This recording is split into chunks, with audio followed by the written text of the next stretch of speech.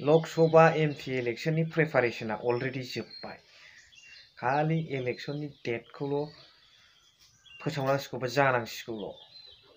बे खोथाखौ प्रमद बर' बिथां सारा बुंदों बेनिफ्राय एबसु आरो गोबां इन्टेलेक्सुवेल आरो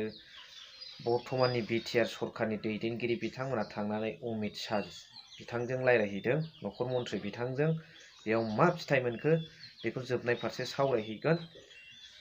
बेनि सिगां सिगां नैबे जोंनि लकेलाव जानाय माखासे फिसा फिसा बुस्थुफोरनि गेजेरजों माबादि टेक्स लांगासिनो दं बिजेपिआ बेखौ आङो नोंथांमोननो फोरमायहरगोन।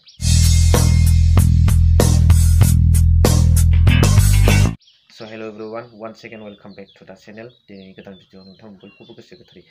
बरायदों लोगोसे आसा खालामो इसोरनि अननायाव नोंथां बयबो मोजां जागोन। स' प्रमद बर' सारा खौरां बिजोंनि गेजेरजों बुंदों जे अलरेडि फर दा लकसभा इलेक्शन बेनि थाखाय प्रिपारेशना इउपिपिएलनिया जोबखाबाय फोसावनांसिगौल' इलेक्शनल' जानांसिगौ नाथाय दिनै बिथांमोना प्रिपारेशनबो जोब्बाय गासिबो जाखाजोब्बाय किन्तु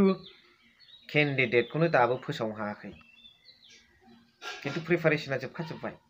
केन्डिडेटखौ फोसावना होदो प्रिपारेशना जोब्बायबा माखौथो प्रिपारेशन होनो माखौ लानानैथो प्रिपारेशन एभ्रिथिं विल बी काम इन बास्तब मोगथाङाव सैथोआव फैजोबनांगौ बे जुदि केन्डिडेट फोसावनाया थाबथालांबाय माने इउ आर नट कमप्लिट जायाखै नोंसिना प्रिपारेशना दा बिदि बुंनानै लास्लायस्लाय स्ल'लि एन्ड स्टेडि विन्स दा रेस होननाय बायदि लासै नोंथांमोना खोथाखौ होनबानो जाबाय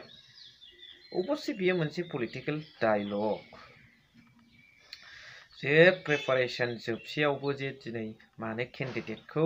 फोसावनो हायाखै अब्ला प्रिपारेशना इनकमप्लिट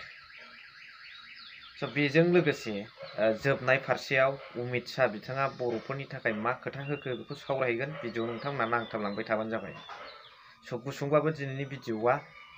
बिराद इम्परटेन्ट जागोन बेजों लोगोसे बिजेपि गभर्नमेन्टआ माखासे फिसा फिसा बुस्थुआव नोजोर होनानै जोंनिफ्राय फैसा संख'नानै लांगासिनो दं नाथाय बेखौ जों नोजोर होफेरा बुस्थुआ फिसा बेजोंनो बिसोरो बोफ्लेमनानै जोंखौ देख्ल'गासिनो दङ दा फर एन एग्जाम्पल हिसाबै जल मिशन ना मानि गेजेरजों आसामनि ना बिटिआरनि आं बेखौ बारा मिथिया मोनफ्रोमबो गामि गामि वाटार साप्लाइ बसायनानै दै राननानै होदों जानो हागौ बियो ना सार्भेयाव मा ओंखारदों आं मिथिया बियो फटा हिल एरियानि थाखायसो मोनदां जोंनि हायेन ओनसोलावथ' इसिबां दैनि प्रब्लेम गैया जेराव जेराव दै प्रब्लेम बेफ्राव सार्भेया मा रिपर्ट खिथादों नोंथांमोना मिथियोबा फोरमायहरबानो जाबाय कमेन्ट्सनि गेजेरजों दा बेवहाय जोंनि एरियायाव सोंफैनानै जोंनोबो दैयानो आंखाल गैखाया दैखौ होबाय बेनिफ्राय मासाव 20 थाखानो टेक्सआ जाया लोङा ओरैनो बोसोराव बेसेबां जायो खय बोसोरसिमाव खय लाख जाहैगोन बै जुग जुग थायोबा खौथि खौथि जाहैगोन दा मासाव 20 थाखाबा बेजों नों आंजों गरिब न'खरफ्रा मा मोनो मा मोना साननो थाङोब्ला दिनै 20 थाखा बै मासाव 20 थाखा दा बेफोरखौ नोंथांमोना मा सानदों दा ना 20 थाखा लामारो ना लामाराखै सोरबा मिन्थिनाय दंबा कमेन्ट्सनि गेजेरजों फोरमायहर दा बेबादिनो आरो मोनसेया जाहैबाय कारेन्ट बिल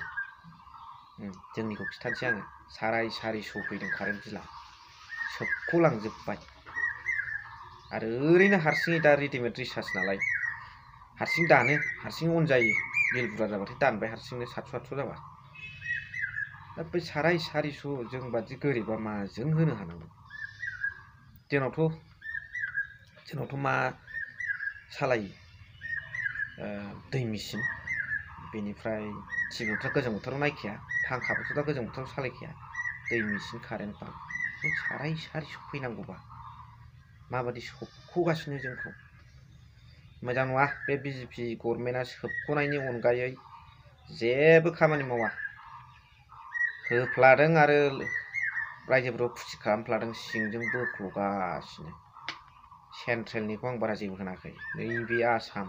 हेमन्त बिश्व शर्मा माला जेनबावो बयबो बाबाय बेनि सासन आयेन कानुनखौ सिखाव मावजि सियाल सालाकद्रायनि सासन खुंनाया मोजां जागोनालै नांगौना नाङा बे हेमन्त बिश्व शर्मानि सासनखौ कमेन्ट्सनि गेजेरजों फोरमायहरलाय रायजो राजाफोर बेजों लोगोसे जे अमित शाहखौ एरसुनो थांदों बिटिआरनि दैदेनगिरिफोर थांदों माखासे इन्टेलेक्सुयेलफोर थांदों नाथाय बिटिआरनि माखासे दफाखौ मावफुंनो होननानै खोथा होदों होननानै खौरां बिजोंनि गेजेरजों दिपेन बर' सार प्रमद बर' सार बिथांमोनहा बुंदों बेसेबां मावफुंजायो नै जोबगुलायनोसै थामसाथ' आरो ओरैहाय जुदि बिटिसि इलेक्सनाव देरहानानै बिपिएफआ फैबाथ' बे बिटिआरखौथ' बिसोर नाजावा होमब्ला बिटिसिसो बानायफिनगोन नालाय पावारखौबो लाबोफिनगोन 16टा डिपार्टमेन्ट थानायखौ होमब्ला बिटिआरआ थाम जोबजासिमाव बिटिआरनि दफाफोरखौ मावफुंनो हानो हाया मोनसे कुइसन जादों आंनाव बेजों लोगोसे प्रमद बर' सारा फोरमायदों रन्जन दैमारि आरो जेलाव जेसेबां थानाय केडार्सफोर दं मावथिफोर दं बेखौ बख'नायनि खोथा रायलायदों हयथ' जानो हागौ बाथाखौबो रायलायफादों बेबो थालांनाय नङा बेबो बिराद खाथिबोबाय हारिनि थाखाय सेक्रिफाइस खालामबोबाय अब्ला जुदि नखर मन्थ्रिजों थारैनो जुदि रन्जन दैमारि सारनि सोमोन्दै रायलायदोंब्ला थाब मावनानै होदो बे रन्जन दैमारि सार गनायनि सोमोन्दै रायलायनायाथ' रायजोफोरनि थाखाय खुसि जाथावथाव मोनसे बाथ्रा जुदि थारैनो नोंथांमोना रन्जन दैमारि सारनि थाखाय मावमारदोंब्ला आरो गजानो लुबैमारदोंब्ला जोबोद मोजां बाथ्रा थाबैनो बख'दो रायजोफोरनि सिगाङाव बिटिआर थाम जोबनायनि सिगां बख'नानै दिन्थिदो सार नोंथांमोना रन्जन दैमारिखौ थाबैनो बेनोसै आंनि बुंनाया बेजों लोगोसे नोंथांमोना नैबे भिडिअ क्लिप्सखौ ससे नायलांबानो जाबाय एमपि इलेक्शननि थाखाय प्रिपारेशना जोंहा कमप्लिट जानानै दङ जास्ट इलेक्शन डेट फोसावबानो जाबाय आरो जोंनि बिजाथिया गोबां भटआव देरहानो हानाय मोनसे थासारिया अलरेडि जानानै दंखायो मैया भारतनि नखर मन्त्रि अमित शाह बिथांजों जोङो सावरायदों बेवहाय जोंनि सरकारनि दैदेनगिरिजों लोगोसे जोंनि एमपि बिथां एबसु आरो एनडिपिनि रिप्रेजेन्टेटिभ दङमोन आरो बेवहाय गुबैयै कार्बि आंलंनि जोंनि एसटि हिल्सनि जेंना एनडिपिनि केस उइथड्र खालामनाय आरो जेलनिफ्राय बरननाय आरो बेजों लोगोसे बिटिआर गोरोबथानि माखासे दफाफोरखौ इमप्लिमेन्ट खालामनायनि सायाव जोबोद सिरियासलि डिसकासन जादों आरो बिथाङा जोंनो खोथा होदों जे खम समनि गेजेरावनो जेरैखि जाया जोंनि जिखिनि जेंना दङ बेखौ सुफुंगोन आरो 2014 बोसोरनि गेजेरावनो मेक्सिमाम जेंनाखौ सुफुंनानै होगोन होननानै बिथाङा खोथा होदों। So thank you very much for watching. Love you.